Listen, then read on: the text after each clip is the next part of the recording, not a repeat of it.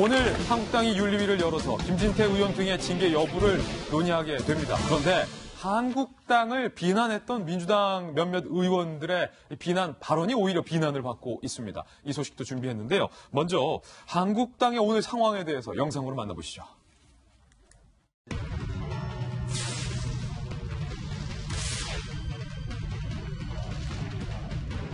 당을 대하면서 진심으로 사과의 말씀을 드립니다. 보수를 넘어 국민을 먹고 있는 국민입니다. 특히 공당의 국회의원은 이런 주장에 힘을 따라주는 행동도 명백히 없는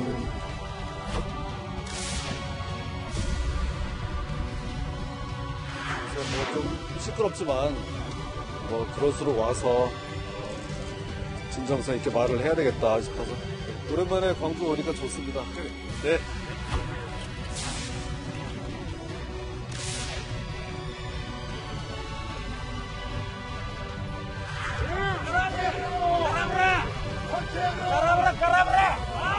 자, 김진태 나와! 야, 우리가 북방구자, 북방구! 당신들 어떻게 바뀌는 거야, 이거? 당신은 당신의 발을 자격이 없는 사람이야! 우리가 괴물로 보여! 우리가 괴물로 보이냐고! 여기 나와봐. 정말 안타깝습니다. 저는 이 5.18 자체를 부정하는 사람이 아닙니다.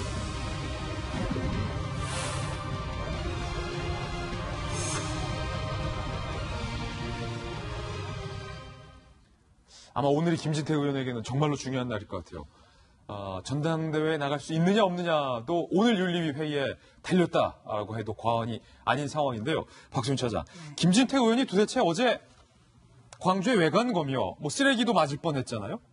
당당한 모습을 보였는데 또 정작 알아보니까 차를 여러 번 또 바깥하면서 007 작전 비슷한 모습을 보였다고요? 네, 그렇습니다. 김진태 의원 원래 지금 전당대회에 후보로 나선 상태죠. 그래서 전국을 다 돌면서 당원 간담회를 하고 있습니다. 광주 간담회가 자유한국당 광주시당에서 이 당원들 간담회가 예정이 돼 있었기 때문에 이 자유한국당 광주시당은 굉장히 말렸다고요. 지금 분위기가 너무 안 좋다. 오지 마라. 네, 발언 자체도 문제가 많기 때문에 안 오는 게 좋겠다라고 하는데 김진태 의원이 굳이 가겠다고 해서 지금 내려갔다고 하거든요. 근데 김진태 의원이 이제 10시 좀 넘어서 광주 공항에 도착을 했는데 도착을 할 때 차가 2대가 와 있었다고 해요. 한 대는 랩핑이 된 큰 버스 있죠. 김진태 의원 얼굴과 그리고 태극기가 크게 전체를 다 뒤덮은 그런 랩핑 버스가 한 대 와 있었고요. 그리고 흰색 승합차가 한 대 와 있었는데 바로 지금 보이는 저 차예요. 그리고 흰색 승합차가 와 있었는데요. 김진태 의원이 이제 공항을 출발할 때는 흰색 승합차를 타고 이동을 쏘고 계시네요. 네, 저 차가 이제 대구에서 지지자들이 보낸 차로 지금 추정이 됩니다. 예. 그래서 이제 그렇게 이제 흰색 승합차를 타고 이동을 해서 이제 기자들도 그 모습을 확인하고 지금 이제 저 차를 탔구나라고 확인하고 광주 시당으로 간 거죠. 흰색 승합차를 기자들도 쫓아갔다. 그렇죠. 그러고 이제 갔는데 지금 보이시죠? 그래서 광주 시민들도 앞에서 기다리고 있다가 저 흰색 승합차에다 대고 김진태 의원이 탄 줄 알고 다 얘기를 한 거예요. 그런데 이 흰색 승합차에서 내리는 사람은 김진태 의원이 아니었습니다. 김진태 의원이 저기 안 탔다고요? 네네. 경호원들이 타고 있었고요. 김진태 의원은 없었어요. 예.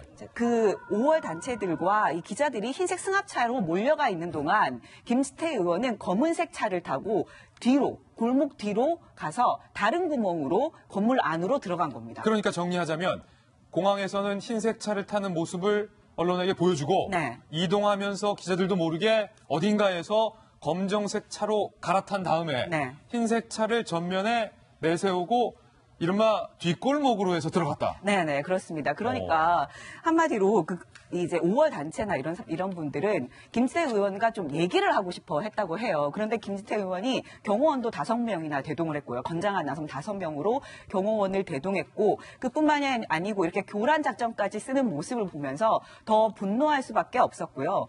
김진태 의원이 아까 보신 것처럼 굉장히 당당하게 나는 내려가겠다라고 해서 내려갔는데 정작 시민들이 저렇게 화가 난 모습을 보고는 굉장히 좀 당황했다고 해요. 이렇게까지 아마 분노가 있는지 자신도 예상하지 못했던 것 같고요.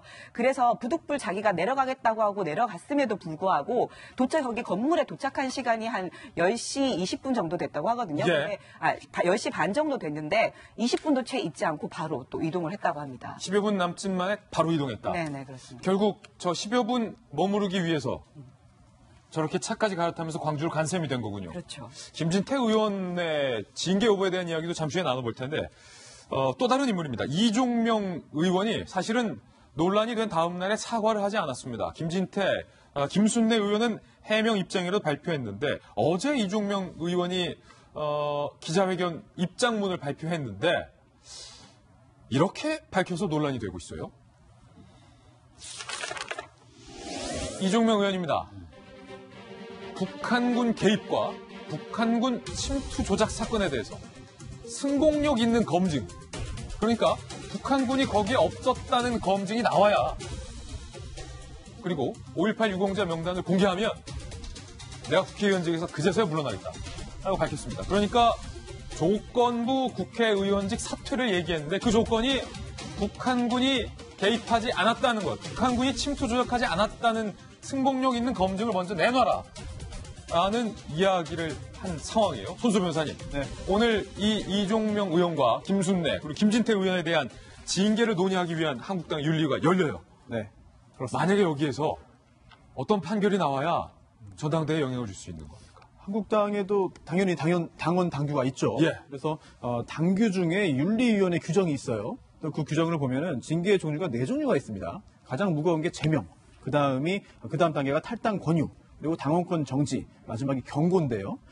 이제 경고를 받을 경우에는 이번 이제 선거에 큰 영향은 없겠습니다만 당원권 정지 이상의 경우에는 상당한 영향이 생기죠. 경고 그 바로 위부터. 그렇습니다. 예. 왜냐하면 실제로 당원권이 정지되는 것이기 때문에 당연히 이제 피선거권도 없는 것이고 또 따라서 출마를 했다 하더라도 기탁금을 납부했다 하더라도 실제로 전당대회에서 선택을 받을 가능성이 사라지기 때문에 굉장히 그런 중대한 변화가 생길 수 있는 것이고요. 다만 과연 이게 전당대회가 임박했는데 신속하게 징계가 이루어질 수 있겠느냐 하는 그런 의문은 있습니다. 왜냐하면 조사도 해야 되고 심의도 해야 되고 그다음에 의결을 해야 되는 것이고요. 또 그 과정에서 본인의 소명 절차도 있어야 되고 물론 중대하고 명백한 경우에는 생략할 수 있다는 예외 규정이 있더라고요. 그러니까. 하지만 그 후에 재심 청구도 할 수 있고 재심 청구도 하고. 그리고 또 징계가 당원권 정지 이상이 나왔다 하더라도 여기에 대한 가처분 신청을 해서 일단 전당대회에 임박했으니까 일단 그때까지는 놔두십시오 라고 하는 법원의 결정을 받을 가능성도 있고 어허. 그렇기 때문에